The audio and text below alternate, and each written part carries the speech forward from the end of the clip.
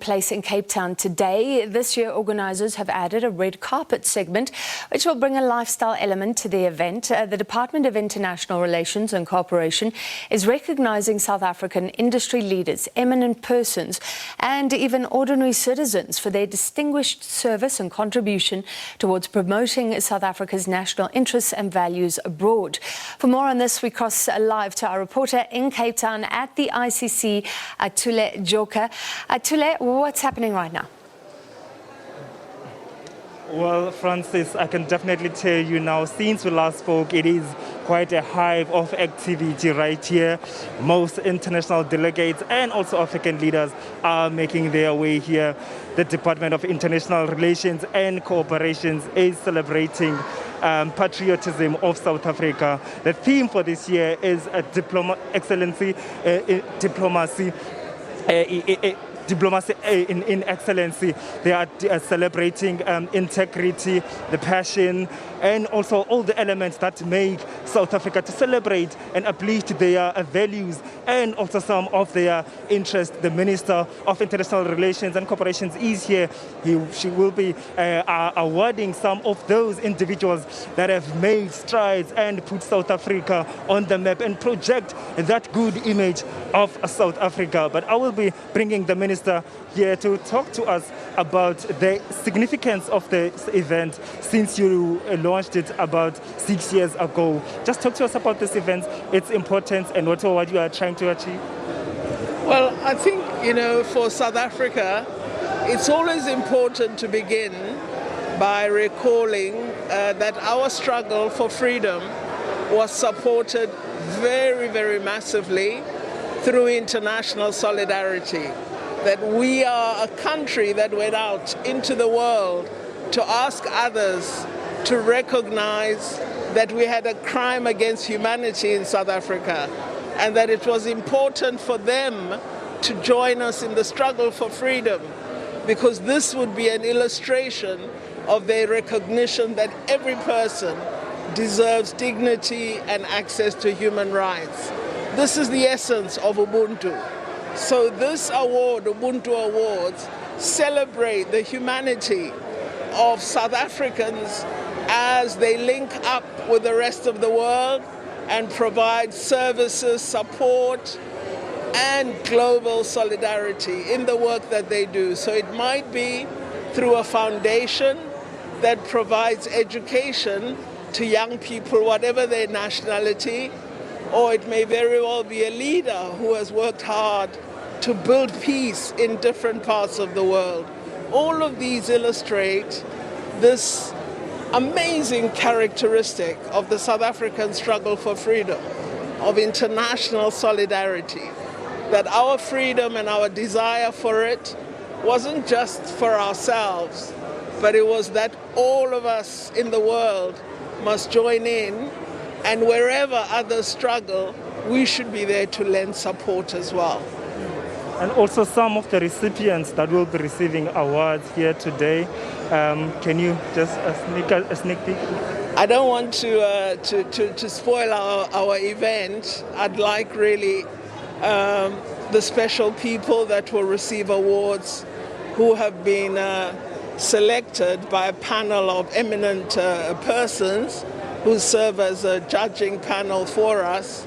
Nominations are invited just over 3-4 months ago, and then the public is able to nominate, and our panel looks at various criteria, the contribution of the individuals, their standing, both in the domestic domain as well as internationally. It might be the continent or indeed the globe. So we have such caliber of individuals that will be recognized today. And also some of the African countries that are here, there's been a concern about the debt that these countries are owing to some of the international countries, that they might be losing their sovereignty. When you are talking to them and engaging with them, what are some of your concerns and how are you trying to engage with them, especially talking about this patriotism and also this passion and togetherness here? Well, we provide assistance to missions as is done internationally.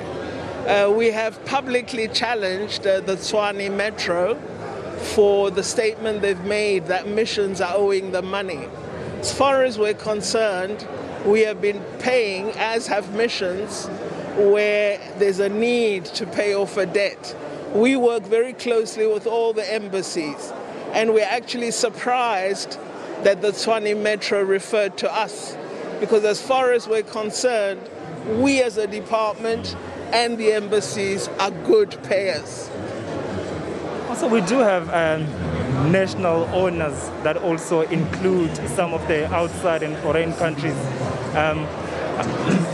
And also, isn't this a duplication of also celebrating people from outside of our borders as well?